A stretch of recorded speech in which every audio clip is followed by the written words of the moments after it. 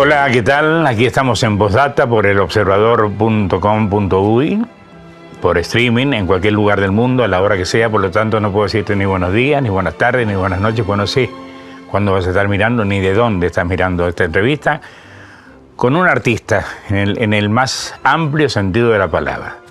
Achugarri, vecino acá de casi del Chorro, Manantiales. ¿Cómo estás? Gracias por venir. Un gusto. Para mí, vos sabés que siempre es un gusto. Para mí también.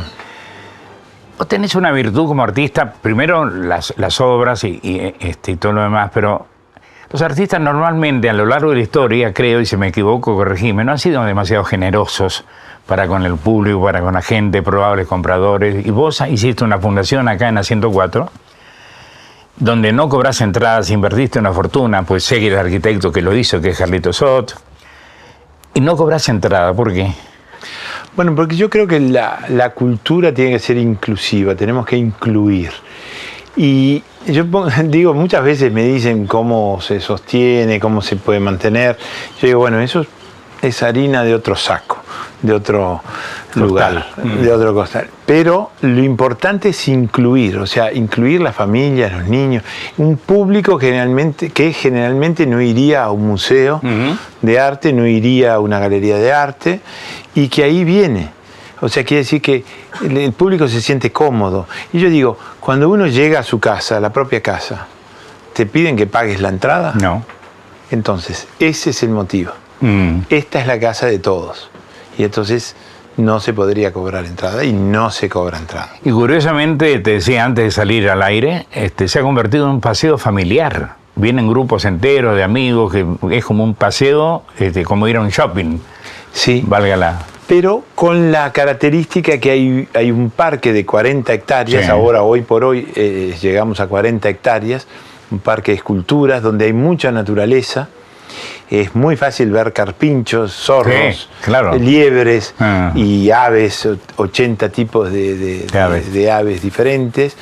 Entonces, automáticamente estamos viendo la naturaleza y automáticamente estamos entendiendo que la naturaleza hace parte de nuestra vida. Sí. Y a su vez el arte. Entonces está lo que hace el ser humano y lo que hace la naturaleza. Lo que estuvo Antía, el intendente estuvo acá, y me dijo, te voy a una primicia, en la rotonda que hicimos para la entrada a la Fundación Achugarri, va una rotonda con una escultura de Achugarri. Qué bueno. Bueno, ese es un lindo proyecto. Si era un secreto. Bueno, si es un secreto, ahora es un secreto compartido con muchos miles de personas. Bueno, se trata, a mí me convidaron a hacer esa escultura, va a ser una donación. La idea es que yo done esa obra. Después, bueno, la intendencia va a hacer toda la parte de estructura de la plaza, sí, porque claro, sería lindo recuperar un espacio para la ciudadanía. Sí, sí. Y esa escultura que estoy haciendo en Italia es de acero inoxidable, y va a ser 11 metros y medio de altura, por más o menos unos 6 metros de ancho y 4 de profundidad.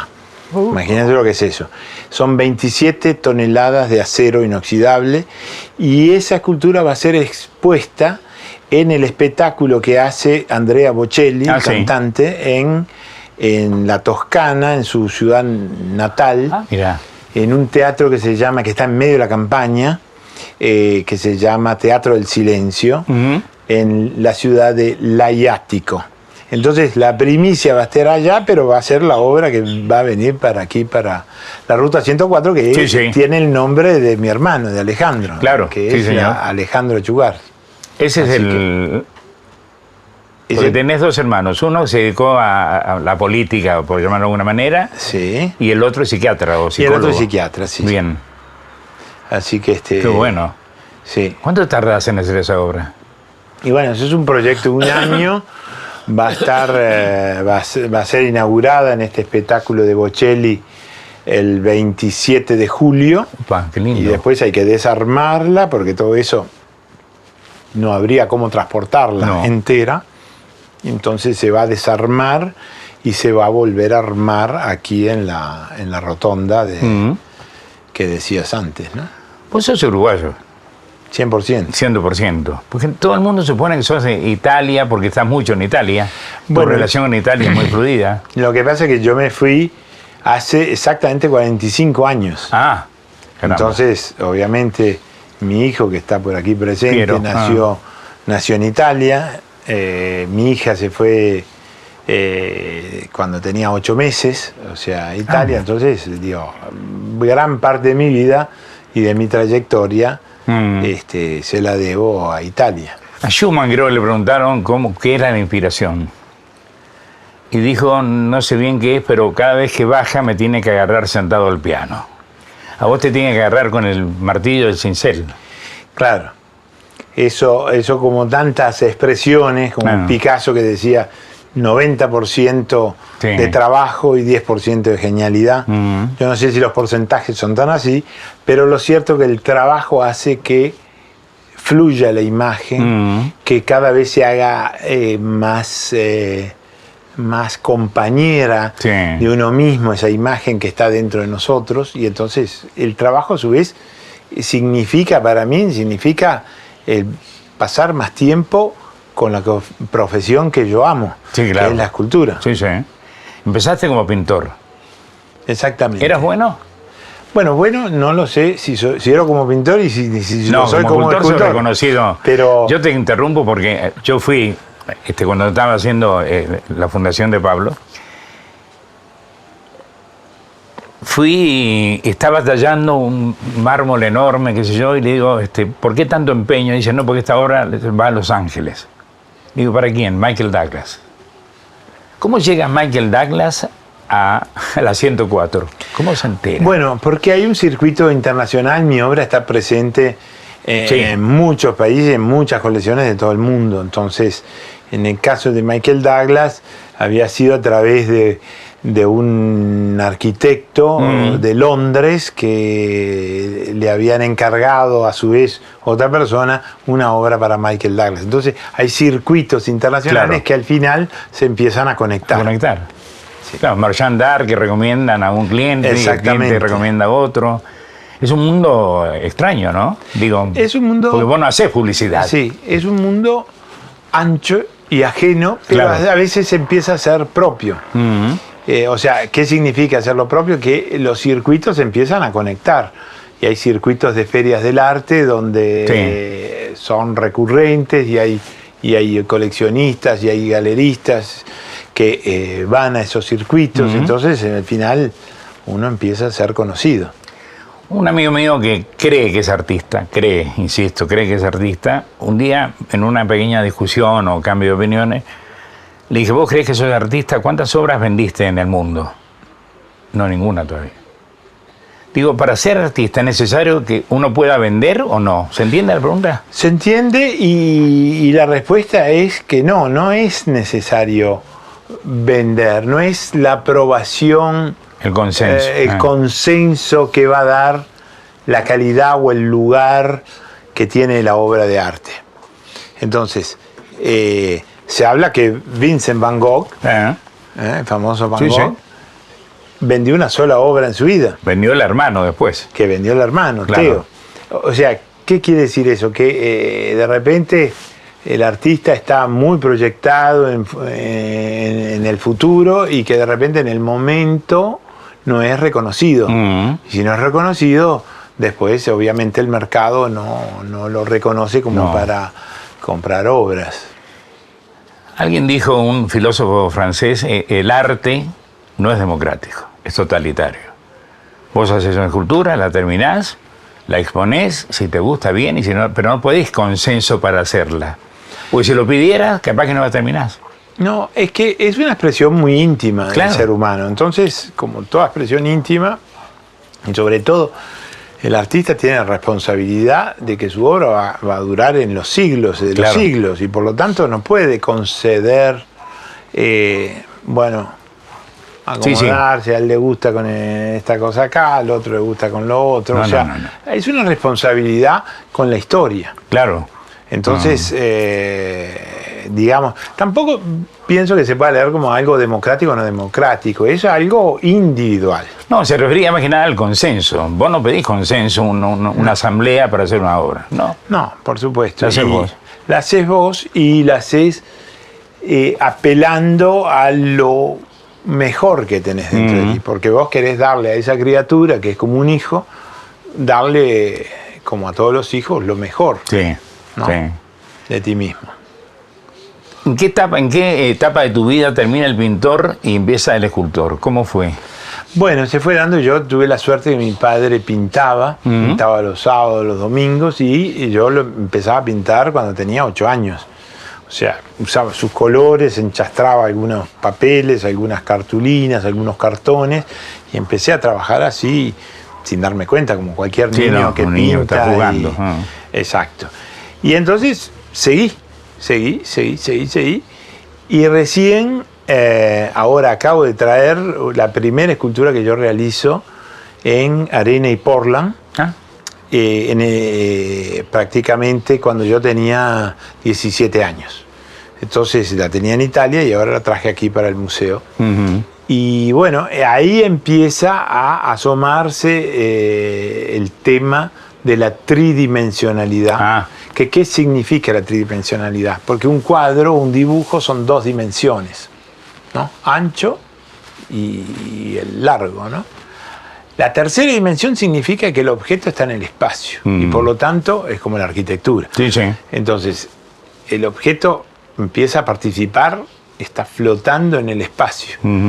Y entonces eso significa que tenés 365 grados para ver el objeto. O sea, el espectador se puede ir moviendo alrededor de la obra. Y esto significa que cada uno de esos ángulos posibles en la operación tiene que estar de acuerdo a lo que querés hacer. Claro. Entonces, es de una gran dificultad. Entonces, llegó un momento que esa escultura, esa tridimensionalidad empezó a prevalecer sobre las 2 dimensiones. Me atrajo más y entonces ahí me fue absorbiendo, y por un tiempo fueron conviviendo las 2. Y después prevaleció la escultura. ¿Seguís yendo a Carrara? ¿Elegís el mármol? Todo es el mismo procedimiento como la primera vez. La primera escultura la hice en el 79. Y aún ahora sigo yendo a Carrara a elegir los bloques como la primera vez. ¿Cómo elegís un bloque? ¿Por qué? Bueno, yo creo que el bloque me habla, me dice algo, me dice, aquí estoy. Y obviamente tiene que tener ciertas características que yo ya sé cuáles son las características, que es la luminosidad, el color, que sea sano, y a su vez el bloque depende del proyecto que yo quiera hacer. Yo he hecho obras de 56 toneladas, o sea, 56.000 kilos, una pieza única, 8 metros y 60 centímetros de altura. Entonces, obviamente, si quiero hacer una obra de ese tamaño, tengo que elegir un bloque de grande. ese tamaño. Cuando cincelás, ¿hay lugar para el error o no? O sea, ¿qué es lo que pasa? El error es parte de la naturaleza humana. Ahora, menos te equivocás, mejor es. Sí. Ahora, ¿podés corregir? No. Podés corregir hasta un cierto punto. Claro. O sea, ¿qué es lo que pasa? Que la escultura, la talla directa en mármol, por ejemplo, en piedra o en otros materiales, significa que se va descubriendo la imagen dentro de un bloque. O sea que uno va quitando el excedente hasta llegar a la forma. Claro. Y si quitó de más, te va a faltar. Entonces ahí está el diálogo con la materia, ¿no? De repente la materia tenía una rajadura, tenía una impuridad en el color que molestaba para la imagen. Entonces ahí empieza el juego y el compromiso, digamos, con la obra misma. ¿Te cuesta llegar al final, digo, terminarla, el famoso Parla de Miguel Ángel? ¿Te cuesta? No, para mí es una liberación. O sea, cuando yo termino una obra, finalmente, y sobre todo esas obras de tanto como esta que hablaba de 56.000 kilos, yo tardé 8 años en hacerla, no trabajaba todo el tiempo. Pero iba trabajando, iba descubriendo, después paraba, hacía otras cosas y demás. Así por 8 años. Imagínate que cuando dije, esta está terminada, es una liberación. Y sí, ya parí, ya está. Claro, fue una convivencia muy estrecha. ¿Sí? Claro. ¿Te quita tiempo para la vida, la escultura, o es la vida misma? La escultura es la vida, para mí es la vida. Claro. Entonces, más tiempo le doy a la escultura, más vida tengo. Qué bueno, qué bueno. ¿Cómo decidís una obra? ¿Desde qué lugar tuyo? ¿Cómo la pensás? Bueno, yo digo que hay una continuidad. Hay como seguir un camino que de alguna manera es un camino individual y es un camino donde uno tiene que encontrar su propia identidad en su trabajo. Sí. Entonces, una vez que uno lo encuentra, a su vez, yo digo que el final de la obra en la cual estoy trabajando hoy, ese final es el principio de la próxima. Es el principio de la próxima, de la que viene. Entonces, eso significa que lo que no pude decir o lo que me quedé con ganas de hacer en esa carga emocional, la transmito a la próxima. Qué maravilla. Ahora estás esculpiendo, por ejemplo. Sí. ¿Qué? Y estoy con varias obras. ¿Qué me querés comunicar a través de esta obra? Yo tengo como varias líneas de trabajo. Una de ellas es todas son verticales. La verticalidad para mí es un poco es la luz que necesitan las plantas, ¿no? Nosotros vemos un bosque de eucaliptus, y todas van hacia arriba porque están necesitando su pedacito de luz. Claro. Estas esculturas también necesitan la luz. Y también buscan la luz. La buscan. Claro. Y también son los sueños, las esperanzas, los proyectos del ser humano, ¿no? Qué bueno. Los proyectos no se acaban. No tienen techo. No tienen techo, pueden continuar. Y por eso la verticalidad. No. Y ahora estoy, por ejemplo, insertando otros movimientos que no son el lineal completamente vertical, sino que en determinado momento empieza con una verticalidad, después se transforma en casi horizontal, oblicuo, va a ser un cambio de ritmo y después termina con la verticalidad. O sea, como que en la vida a veces no es tan fácil mantener una sola línea. No. Que, la vida misma te va llevando a diferentes... Tiene recovecos, atajos, claro. Caminos diferentes. Ahora, de algo tan frío como es un mármol de Carrara o de donde sea, lográs con un cincel, expresar todo esto que acabamos de hablar a través de la palabra, ¿no? Tiene recovecos, atajos, desvíos, no es una sola línea la vida. ¿Cómo se hacen? El primer cincelazo que das, ahí ya está toda la obra en tu cabeza. Yo pienso eso a veces, es muy interesante. Eso quiere decir, ¿dónde voy a hacer en un bloque de 20 toneladas o de 30 toneladas? ¿Cuál va a ser el primer pedacito que voy a quitar? Es como estar perdido en el océano, ¿no? Y sin embargo, hay que ir buscando entre los remolinos, los huracanes, las olas y demás, hay que ir encontrando la ruta hacia el puerto seguro. ¿Te ha ocurrido alguna vez ver la obra tuya puesta en el mármol, llorar, por ejemplo, de emoción? No, llorar de emoción no, porque el proceso de realización es de todas maneras lento, entonces va permitiendo ir viendo esa metamorfosis del bloque día a día y momento a momento. Entonces como que es ir acompañando. Claro. Sí, ese como un hijo que ves crecer todos los días no te das cuenta. Tal vez lo más emocionante para mí es reencontrarme con obras que se fueron para algún lado y demás, y entonces volverme a reencontrar y bueno, es como un afecto que uno encuentra en el camino. ¿Cuándo te das cuenta, querido amigo, que sos Achugarri para el mundo? Porque el mundo sabe quién es Achugarri, hay obras tuyas en toda Europa. ¿Cuándo te das cuenta de eso?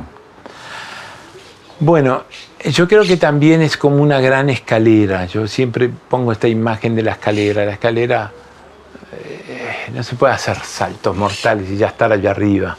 Hay todo un recorrido.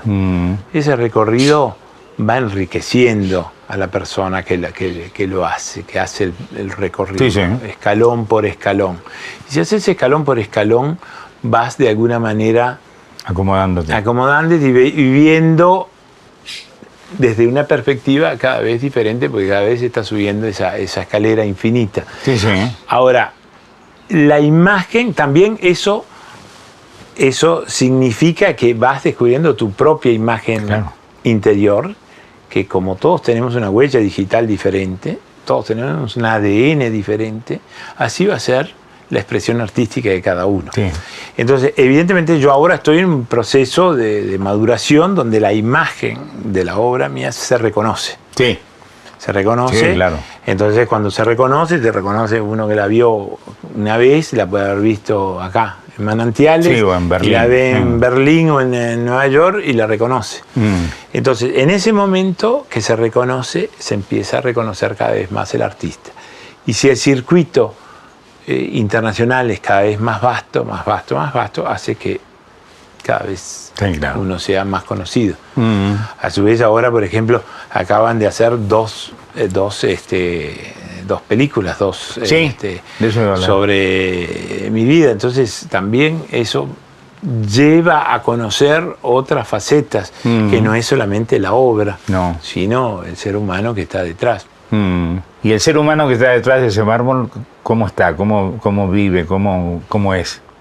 Bueno, yo digo que vivo en plenitud. Yo me siento que no sé el tiempo que tengo a disposición. En la vida nadie lo sabe.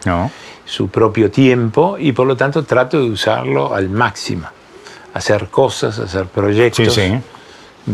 Estoy como siempre acelerado tratando de llevar a cabo esos proyectos, que no queden solamente en sueños, sino en sueños realizables.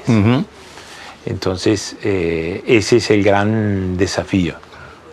Cuando te acostás, me imagino que medio cansado de trabajar, ¿seguís pensando en la obra o tenés la posibilidad de cortar? No, tengo la posibilidad de cortar y ayuda el cansancio físico, ayuda para que uno, cuando necesitas dormir, puedas reposar. ¿La inspiración tiene un techo o no? ¿Tiene un límite? Bueno, yo creo que la inspiración, y ahí hay un gran tema en la actualidad, donde los artistas hacen ejecutar las obras por terceros. O por máquinas. Máquinas robots. De control numérico, o sea, robots. Entonces ahí la inspiración, la parte creativa, es el proyecto que luego va a ejecutar una máquina. O un estudio de varias personas que van a interpretar esa maqueta. Entonces, hay cosas. ¿Qué sucede con eso? Sucede que el artista se independiza de lo que es todos los pasajes de realización de la obra, de ejecución de la obra. Y en cada uno de estos pasajes hay cambios. Si uno lo ejecuta personalmente, como es mi caso, hay cambios. Uno está cambiando constantemente. Lo que pensaba que iba a hacer ayer, hoy lo veo con modo diferente y hago cambios. Y mañana otros cambios. Y entonces la obra yo creo que es más completa. ¿Por qué es más completa? Porque tiene una cantidad de decisiones durante el camino de realización.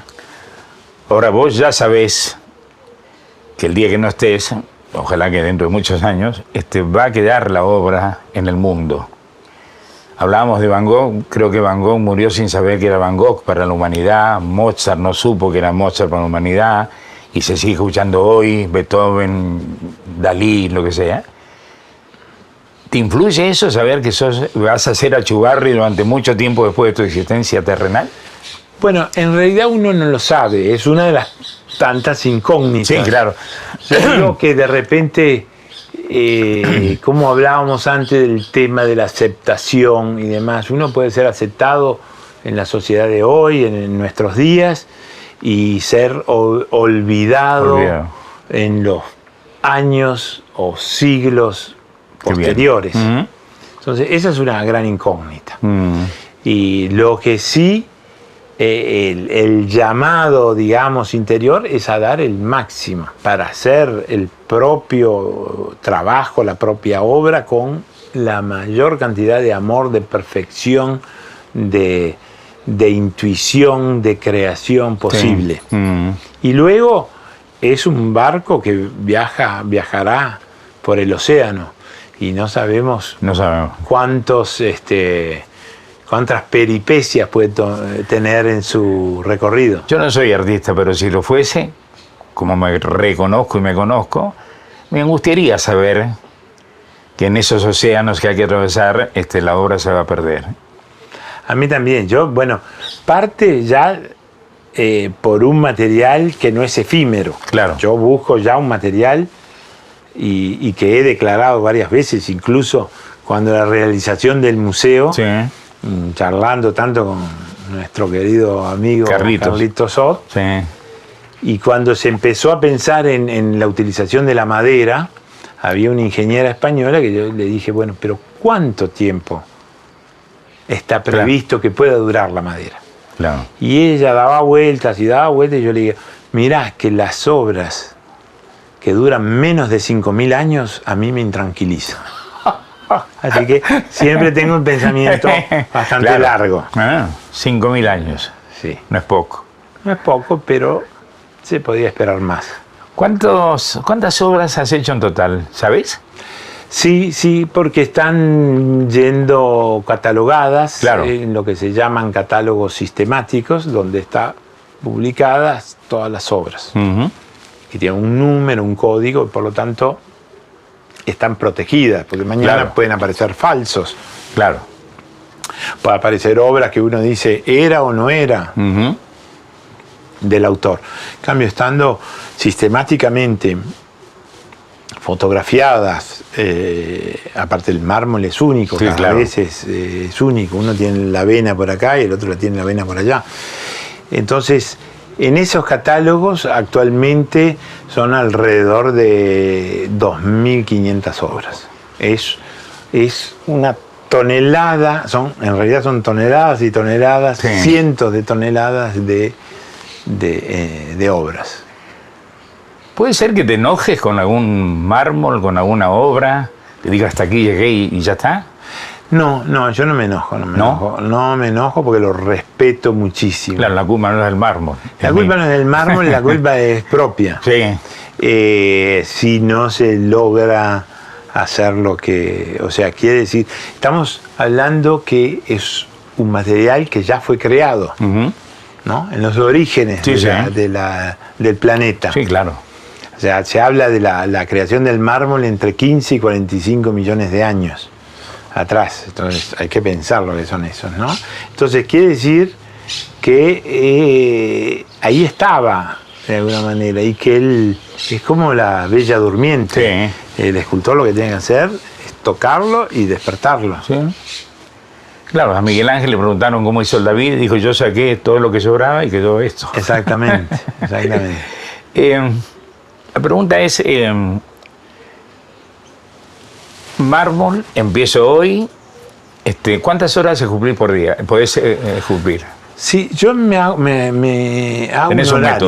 horario de rutina, que son 12 horas diarias. Opa. Todos los días, sábados, domingos, feriados, todo lo que sea.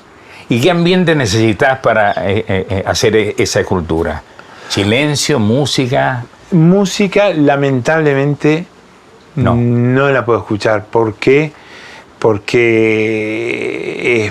es de mucha concentración y muy peligroso. Es un trabajo muy peligroso. Yo trabajo con amoladoras, con discos. Ya me he cortado por varias partes y bueno, hay que tener toda la atención posible en tanto que uno lo utiliza. Entonces, como pintor escuchaba música, claro, y demás. Claro. Podía trabajar de noche, las noches largas y silenciosas. Acá no, esto es como una especie de un cuerpo a cuerpo con la materia, donde hay polvo, hay ruido, hay riesgo de estas máquinas. Claro. En fin, es un gran esfuerzo. 12 horas por día, sábado y domingo inclusive. Terminás cansado, obviamente. Frito. Muerto. Muerto. Exactamente.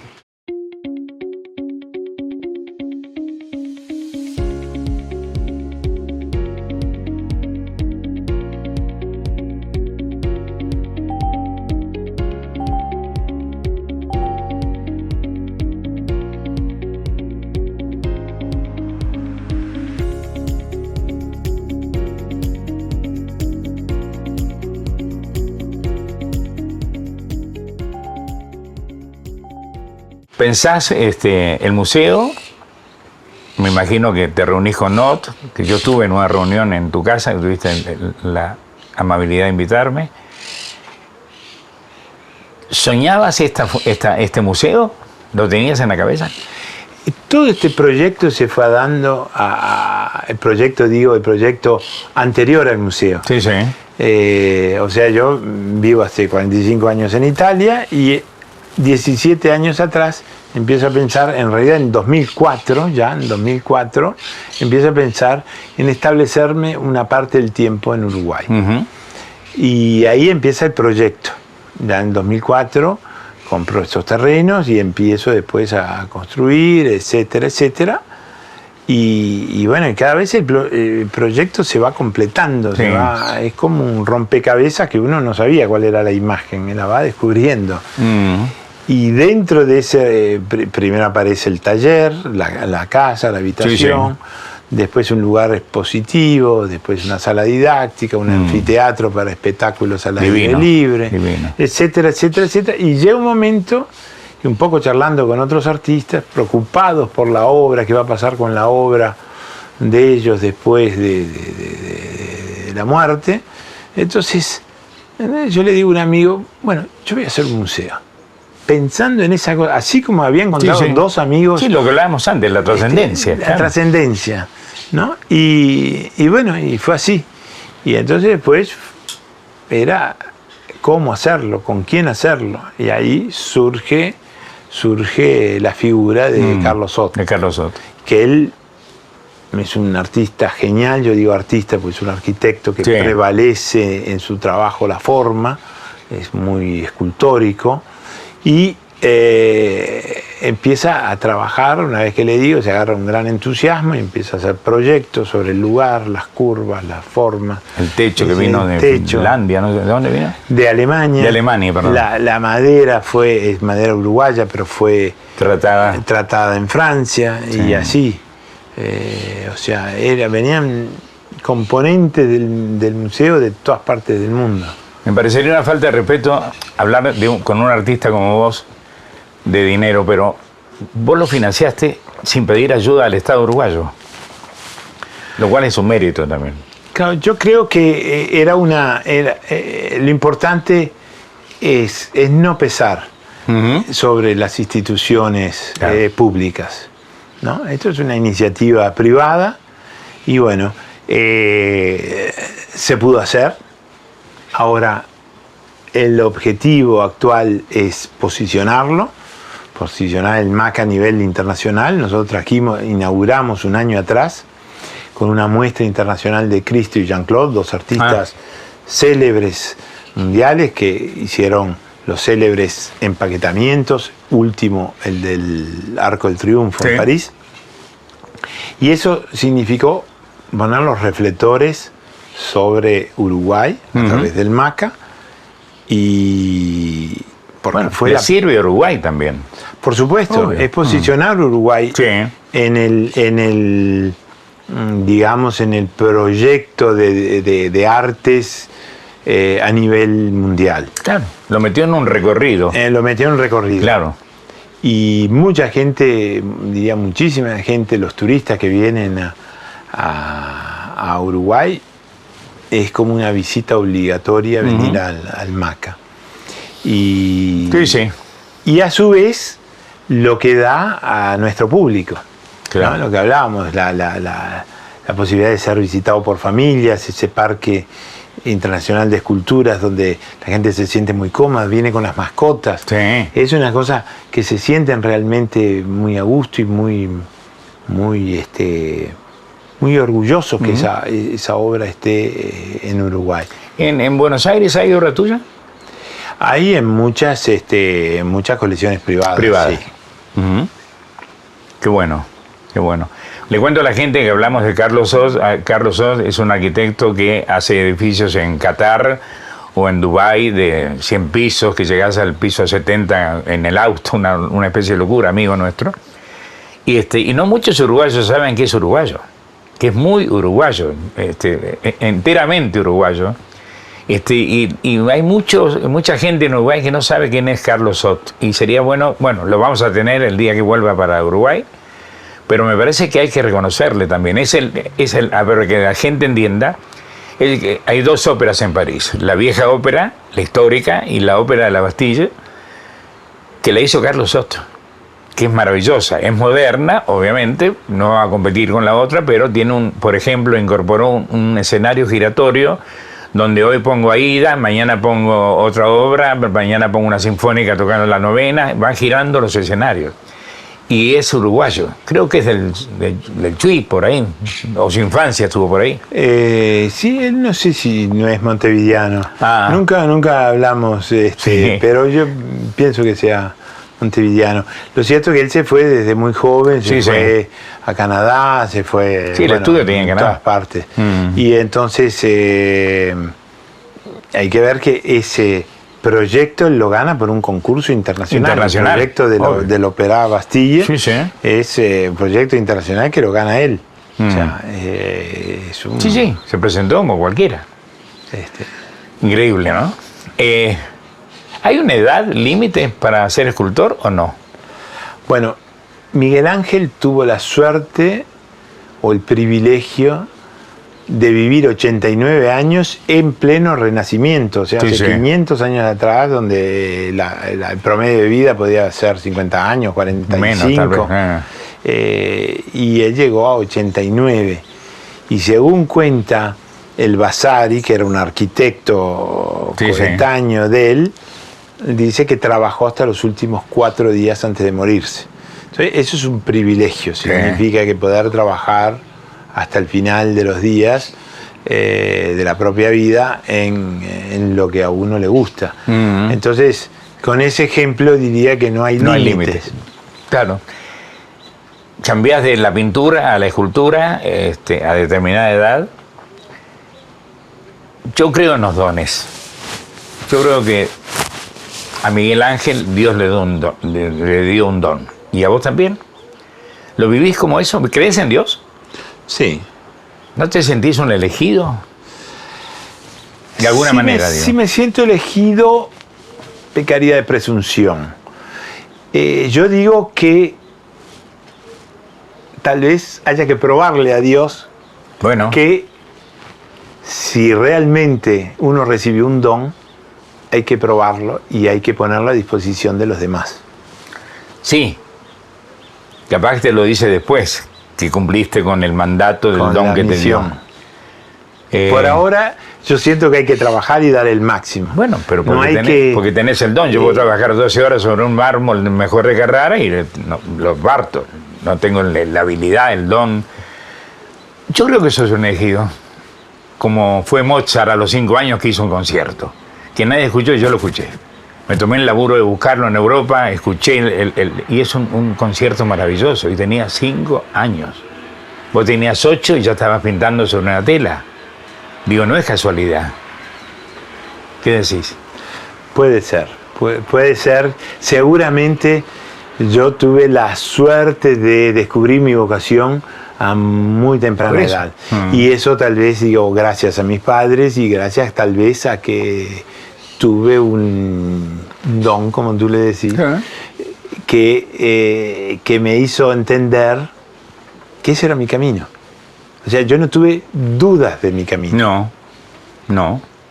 Porque estaba seguro inconscientemente tal vez que tenías el don de convertir un mármol en una escultura bella. Que tenía que hacer ese recorrido. Tal cual. Entonces yo lo hice sin reproches, porque hay también mucho sacrificio personal y con mucha alegría de poderlo hacer. Sí, claro.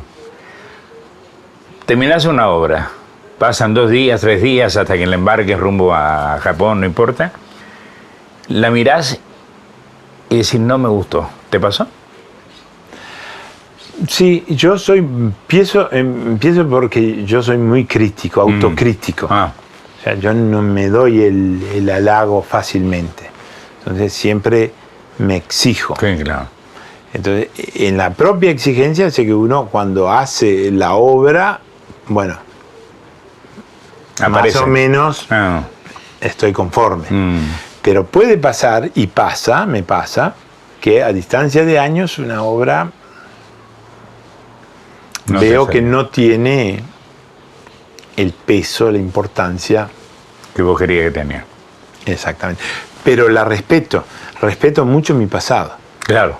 Porque gracias a esa obra, que ahora a distancia de años la puedo juzgar, que de repente no estaba a la altura, pero gracias a esa obra puedo hacer las otras que son más completas o son más importantes como obras. Porque gracias a esa, ese fue un escalón de esa larga escalera que hablaba antes. ¿Tenés una obra, entre tanta obra, entre tantas toneladas, tenés una obra preferida? Y hay muchas que son, llamémosle, icónicas dentro de mi trabajo. Una de ellas es La Piedad, que está expuesta aquí en la Fundación. Hay otra que es El Abrazo Cósmico, que es la más grande que he hecho, que era el bloque de 56 toneladas. Y hay varias otras. Entonces la primera escultura en mármol que hice, que era la que hay unas fotos por ahí, con que yo estoy empujando un carrito, y ahí llevaba la escultura, bien simbólicamente como un bebé. Entonces son piezas, digamos, fundamentales de diferentes periodos de mi vida. Y esas piezas estoy tratando de recuperarlas y de ponerlas acá en el museo, para que sea un poco un testigo la obra de lo que fue mi camino. ¿La familia te acompaña en todo este proceso, en toda esta historia? Sí, la familia me acompaña. Tal vez piense que soy un loco lindo, pero bueno, lindo está por verse, pero bueno, loco sí. ¿Grandote sos? Y lo cierto es que bueno, acompaña. Me siguen, se hace Silvana, mi señora, me acompaña en toda la otra parte, porque yo digo, lo que se ve siempre es la punta de un iceberg. Pero la parte sumergida, todo lo que hay que hacer, lo que significa, eso no se ve. No. Pero hay que hacerlo, porque si no, no emergería la punta del iceberg. Así que... Ser un buen escultor significa a la vez, yo digo, los mejores ingenieros que he conocido han sido gente muy culta. Los mejores arquitectos, Ott es muy culto. Digo, para ser un buen escultor o pintor, ¿tenés que ser culto o no? Yo creo que ayuda porque hay una visión más profunda o más documentada. Claro. Pongo un ejemplo. Uno puede estar haciendo una cosa ahora, pensar que es el que descubrió el agua caliente, como dicen los franceses, y resulta que esa obra, el mismo tipo de obra, ya fue hecho el siglo pasado o hace 50 años por tal artista. Entonces, o sea, el saber un poco la historia del arte, el saber enriquecida por todas las otras disciplinas artísticas, es una es un plus. Ayuda a que uno pueda tener más conciencia de su propio trabajo. ¿Hay retiro? Digo, ¿te podés retirar? Yo creo que no. ¿No? Es imposible. Es imposible. Es una adicción, es un vicio. Es, claro. Es la vida misma. Entonces Sí. es como retirarse de la vida. ¿No te imaginabas retirado? No. ¿Cuántos meses en Italia, cuántos meses acá? Más o menos ahora estoy haciendo 7 meses en Italia y El resto 5 acá. ¿Imaginaste todo esto alguna vez? En realidad no, se fue dando. Se fue dando. De a poquito. De a poquito, de a poquito. La idea era pasar más tiempo en Uruguay y más tranquilo. Ahora, tranquilo no estoy porque cada vez hago más cosas, más... sí. Entonces, eso significa más trabajo, más actividad. O sea que la parte del descanso no está en el proyecto. Y bueno, y el resto se va dando, se va descubriendo. Hoy llegó Julio Boca y me dice, me gustaría hacer una escuela de danza aquí. Y yo digo, esta es tu casa. Ahora se está haciendo en el MACA teatro, clases de teatro. Qué bueno. Queremos hacer un festival de teatro. Ya se hace un festival de cine. De cine. Arca. Sí. Y bueno, es como una cosa, una bola de nieve que cada vez va recogiendo más energía, más nieve y bueno, va creciendo. Qué bueno sería que Julio abra una escuela. Sería extraordinario. De baile. A mí ya me dejó la alegría del día. Ya empiezo a pensar en el proyecto, cómo, dónde. Y bueno, sería genial. Para Julio y para el público uruguayo. Para el público uruguayo, para los que puedan participar. Aprender. Julio Boca fue el que internacionalizó el Ballet Nacional del Sodre. Y Argentina. Y Argentina. Entonces, él es una persona... Es el Messi del ballet. Exactamente. Entonces, bueno, qué lindo sería eso, que vayan quedando mojones importantes, sólidos, que puedan expander el bien. Va a estar acá Julio. Y le voy a preguntar sobre el proyecto de la escuela acá en el museo. Sería extraordinario. Digo, el mundo está raro, hay crisis por todos lados, la guerra, Perú, Brasil el otro día, nosotros no estamos muy bien. ¿Te gusta este mundo? ¿Cómo está? El mundo, está el tango, famoso dicho, el tango. Fue y será una porquería, ya lo sé. Sí. Bueno, pero es siempre la visión. ¿Qué vemos? ¿El vaso lleno o vacío? Sí. ¿Medio lleno o medio vacío? O sea, el ser humano no ha aprendido a convivir en paz. Y esa es una gran misión que tendría el ser humano. O sea, tenemos que eliminar la palabra guerra de nuestro abecedario, de nuestra conciencia. ¿Y cómo se hace? Entonces, yo creo que cada uno tiene que aportar su granito de arena para que el mundo sea mejor. O sea, no es responsabilidad de los otros, es responsabilidad de todos. Sí, claro. Y cada uno de nosotros podemos hacer una pequeña señal para mejorar este mundo. Que haya más comprensión, más tolerancia, más arte, más naturaleza. Bueno, por eso me hizo ruido cuando me dijiste que probablemente ni yo ni vos lo veamos, pero que un robot va a poder hacer una réplica exacta de una obra tuya y me pone de mal humor. No lo entiendo.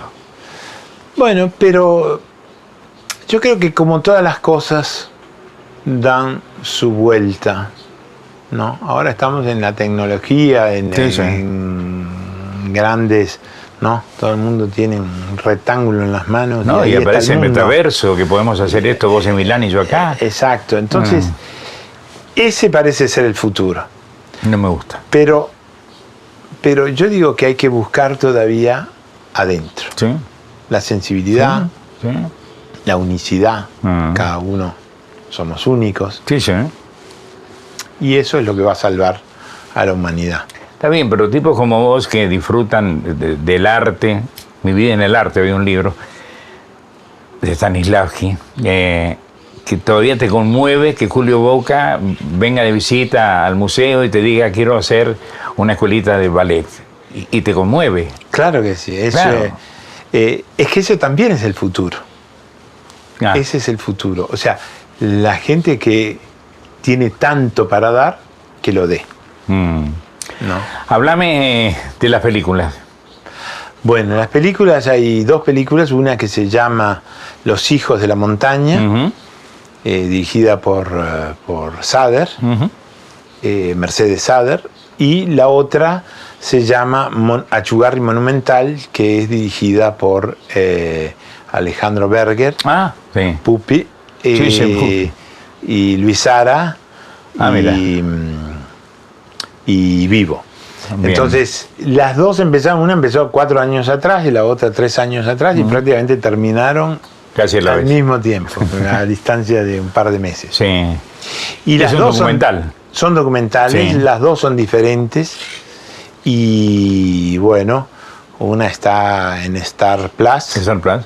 y la otra ahora empieza a hacer un recorrido de festivales. Y bueno, las dos se proyectaron en el MACA Claro. este mes. Entonces, Cuando te ves, porque estás en imagen, por supuesto. sí. Cuando te ves en la imagen, en una pantalla y todo lo demás, ¿qué te pasa? No sé, es como la cosa da un poco casi de vergüenza, ¿no? De decir tanta tensión, tanta cosa. Bueno. Y bueno, pero así es. Entonces, también me parece una cosa interesante que, como hablamos siempre, la punta del iceberg, lo que se ve, la escultura, lo que se ve, pero hay otra parte que no se ve, no se conoce, ¿no? Que es lo que estás haciendo tú ahora. Tú estás esculpiendo. Sí. Con preguntas estás esculpiendo a tu interlocutor. Entonces, la película hace eso hace el trabajo del psicoanalista, aquello que uno tiene adentro y que, bueno, te ayudan a decirlo o a mostrarlo. Vuelvo al don, porque yo creo en el don, pero también hay que tener en cuenta que te da el don y te pasa una factura. Mozart murió muy joven, Beethoven sordo, Bach ciego, te di el talento, pero te voy a pasar una factura en algún momento. ¿Por qué? Porque cuando llegues frente a Dios, no es que yo sea un catequista ni cosas por el estilo, creo en Dios, y leyendo el juicio final de Santo Tomás, lo leí a los 20, no entendí una palabra, lo leí a los 40, no entendí nada, lo leí hace 2 años y lo entendí. Te va a decir Achugarri, con lo que te di, con el don que te di, ¿fuiste feliz? ¿Qué le contestás? Ah, que sí. Entonces vas a pasar. Si no, no pasas. Y sobre todo pienso que si es cierto que recibí un don, que lo puse, o sea, no lo guardé, no lo escondí, lo puse a disposición realmente de los demás. Es parte del don que te dio que no cobras un peso de entrada para ir a un lugar que te costó millones de dólares. Sos generoso en eso. O tú cobras 10 pesos en la entrada y recaudás mucha plata por día, si quisieras. Y no lo haces. Y te respeto mucho por eso. Y porque el camino era otro, de incluir, de acercar más, claro. más personas a ese proyecto, que es un proyecto que incluye, es un proyecto donde hay ese parque de esculturas que cada autor es diferente, con un lenguaje diferente. Entonces, ¿cuál es el mensaje? Que nosotros tenemos que aprender que la diferencia es un valor. Claro. Que lo diferente que nos asusta, porque es diferente, nos hace conocernos a nosotros mismos. Y entonces todas estas cosas tienen que ser popular, tienen que ser de todos, tienen que ser más que... Yo cada vez que veo la fundación llena es una alegría. Sí. Es una alegría, porque digo, entonces el proyecto está vivo. Sirvió. Y sirvió. Sí. Le sirve a tantos. Sí. A tantos niños que llegan con sus familias y decís, esos niños están recibiendo algo. Sí, claro. Y seguramente después de esta experiencia tal vez tengan otra cosita más, otro puntito más, como lo que aprendemos durante la vida. La que está en Star Plus, ¿qué película es? ¿Cuál de las dos? Es Achugarri Monumental. Ah, ok. Se las recomiendo, vale la pena, van a conocer mucho más de lo que yo le puedo preguntar a Echuvarri en una hora. Pero siempre me pasa lo mismo cuando te veo, que te vi con Carlos Ott en tu casa cuando estaban empezando con la obra y todo lo demás, y Carlos me explicaba y vos agregabas. A mí me conmueve la gente como vos que tiene el don de un pedazo de piedra que es mármol, terminar en una obra o con óleos hacer una pintura que me vuelve loco, me parte la cabeza. Estos cuadros del viejo Montevideo, a mí me gusta el arte. Yo creo mucho en que si el mundo tiene una salvación, va a ser a través del arte, del amor, porque el arte tiene que ver con el amor también, ¿o no? Sí, seguramente. No con romper el universo, no con guerras, no con enfrentamientos, no con buteadas, no. El mundo sí cambia, que creo que no. Hace años, Pablo, una Eco Río, donde se criticaba el uso de los aerosoles en desodorante, perfume, todo el aerosol, porque estaban haciendo pedazos la capa de ozono y no llegó a ningún resultado. Fue una manga de hipócritas que se juntaron nada más que para decir, estamos pensando en ustedes, pero sigan usando aerosol. Y seguimos usando aerosol. Es muy loco este mundo. Si hay algo que va a subsistir, siempre es el arte. Vas al Moisés, vas al David, a la Pietà, hermano, es muy fuerte. ¿Cuántos siglos llevan? Y sí, llevan 5 siglos. Y esas obras, pero si vamos a Fidias, al Partenón, al Fidias, ¿sí? El periodo clásico del V siglo antes de Cristo, son 2500 años. Sí, entonces, el arte atraviesa la sociedad y atraviesa el tiempo. Muchas gracias por venir, en verdad, te lo agradezco mucho, de corazón. Gracias a ti. Nos vemos pronto. Claro que sí. Y cuando venga Julio lo voy a convencer que habrá. Pablo Echuvarri, señores, nos vamos. Regresamos con otro programa el próximo domingo. Chao.